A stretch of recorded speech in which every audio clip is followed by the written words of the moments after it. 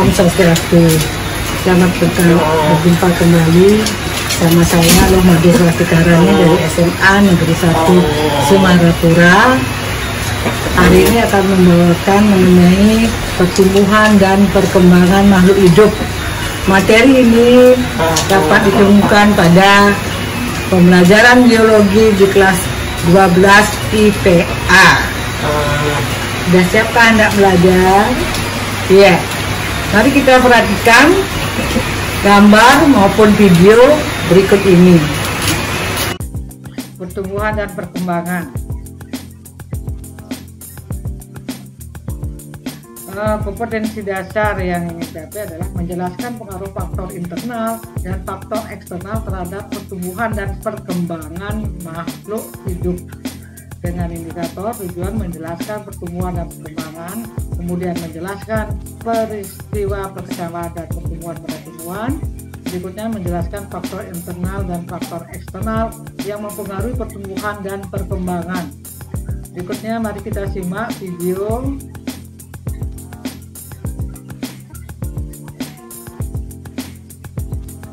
Nah, itu adalah video perkecambahan. Dari pengamatan video gambar tersebut, beberapa hal yang dipikirkan adalah apakah perbedaan pertumbuhan perkembangan, bagaimana proses pertumbuhan perkembangan berlangsung, apa faktor daripada pertumbuhan dan perkembangan tersebut. Nah, ini data hasil dari percobaan uji ya sampai hari ke-7.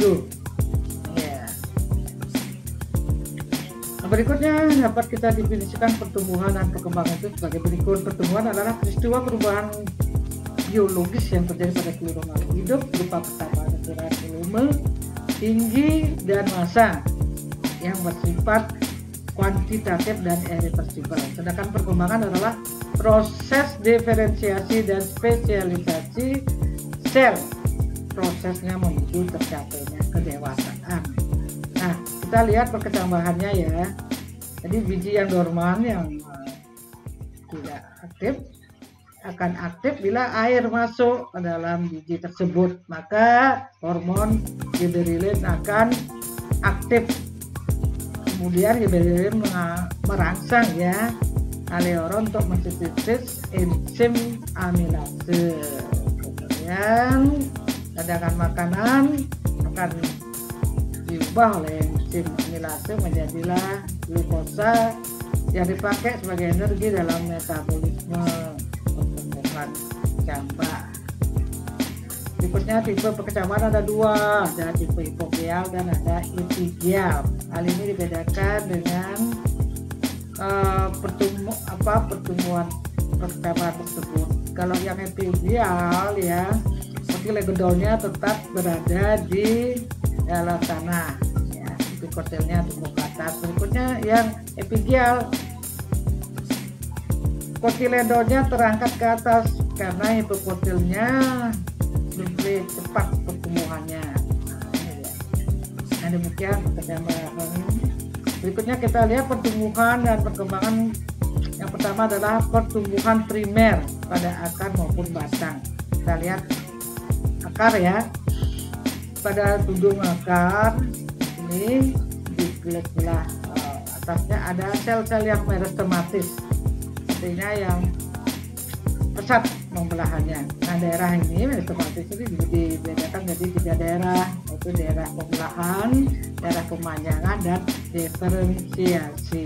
Demikian juga pada batang ya, ada 3 daerah ya pembelahan, jadi sel-selnya meristematis, tunas dan lain sebagainya. Kemudian pemanjangan, selnya memanjang, akhirnya diferensiasi ya, selnya mengalami kedewasaan. Berikutnya adalah pertumbuhan sekunder ya pada batang. Nah, pada batang tersusun atas sel xilem dan fluim ya. Berkasnya itu ada kambium. Jadi, kambium vaskuler antara xilem dan fluim. Pertumbuhan sekundernya nanti xilem sekundernya akan membentuk ke dalam bulu kayu ya, keluar fluimnya membentuk Fluid sekundernya akan membentuk ya fluid sekunder stafis. Jadi membentuklah dia lingkaran tahun ya. Hal ini akan dipengaruhi oleh lingkungan di mana tumbuhan itu berada. Semakin lama lingkaran tahunnya semakin banyak.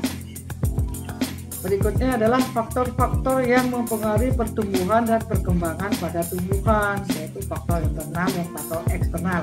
Faktor internal adalah gen dan hormon. Iya, gen.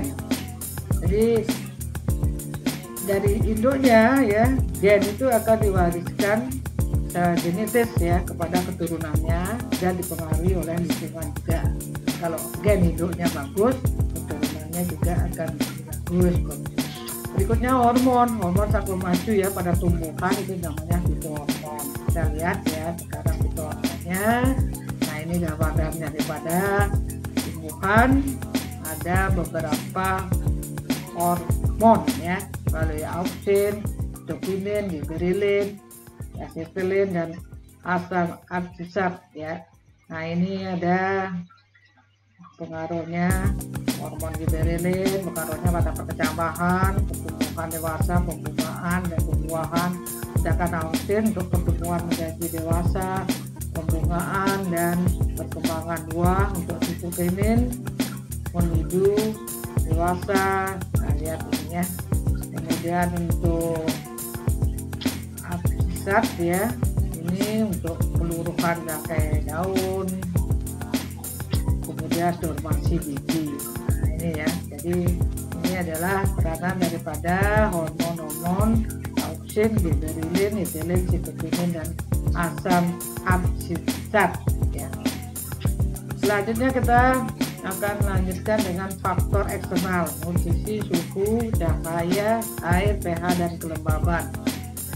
Untuk nutrisi, zat-zat makro dan mikro yang diperlukan oleh tumbuhan harus optimal ya, maka akan kelihatan sehat daunnya, hijau ya. Kalau dia mengalami defisiensi zat-zat tertentu, untuk tertentu, makanan tertentu, maka akan terlihat sebagai berikut. Nah ini ujungnya kurang nitrogen, kemudian kekurangan fosfor, dan kekurangan kalium, kemudian kekurangan magnesium, seperti begini. Berikutnya adalah pengaruh cahaya. Ada tumbuhan yang hidup di daerah gelap ya, tidak ada cahaya, itu etiolasi dia mengalami ya. Ini kalau kena cahaya ya. Jadi banyaknya cahaya akan mengalami fotoperiodisme pada tumbuhan berhari mendapat cahaya yang panjang, ada tumbuhan yang mengalami pendek gitu ya. Kemudian lanjut dengan pengaruh suhu. Suhu optimal, tumbuhan akan optimal pertumbuhannya. Sedangkan kalau suhu kulkas ya bawah dia. Berikutnya adalah pengaruh media. Medianya yang bagus ya, pertambahan tingginya akan optimal dibandingkan dengan medianya yang kurang bagus. Misalnya seperti tanah boksit ya, tanah hitam, yang bagus adalah tanah merah. Nah demikian ya mengenai pertumbuhan dan perkembangan untuk uji kompetensi. Kita uji dengan satu soal ya. Contoh, pertumbuhan adalah perubahan yang bersifat kuantitatif sehingga dapat diamati dengan mudah. Gejala berikut ini yang tidak menunjukkan gejala pertumbuhan adalah ya, yang mana? Yang tidak menunjukkan gejala pertumbuhan, yaitu munculnya itulah pertumbuhan dan perkembangan.